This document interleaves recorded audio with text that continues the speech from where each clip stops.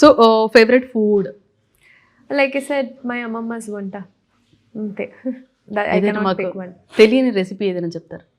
తెలియని రెసిపీ ఏం లేదు, అందరు చేసేదే. But then my mom makes karakolam. That's Tamil kind of karakolam అంటారు. Okay, that is something that I like. Ya okay, that's Tamil dish. That is ya. So మీ first సంపాదన? నా ఫస్ట్ సంపాదన, నేను first actually I earned for my first film I earned 2 lakhs. 2 lakhs. Yeah.